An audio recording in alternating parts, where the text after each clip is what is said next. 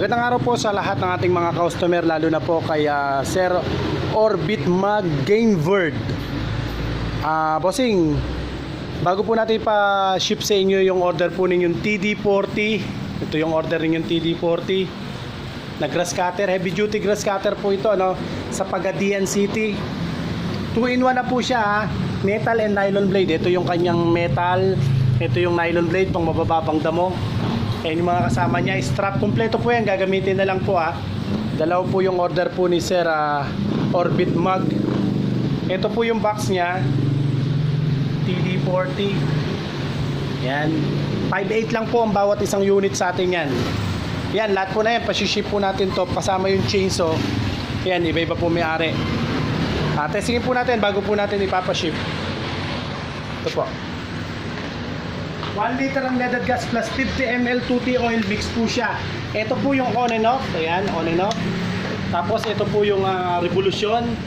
Ayan, revolution natin konti. Ito po yung choke. Choke. Pag umandar na, pwede nyo nang ibaba po yung choke. Okay, testingin po natin, ha. Okay, one break.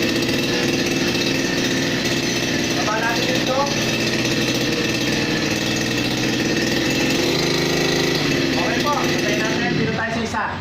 Ganun din po yung proseso. I-choke natin. Konting gasolina. Okay, one break. Okay po, PM nyo na lang po ako sa lahat ng mga interesado.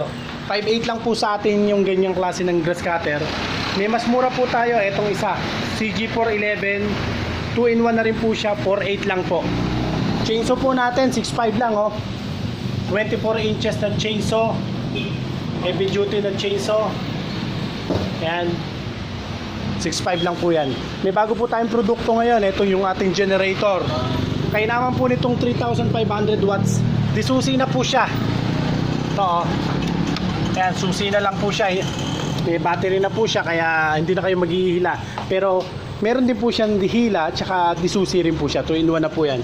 PM nyo na lang ako sa lahat ng mga interesado. Okay po.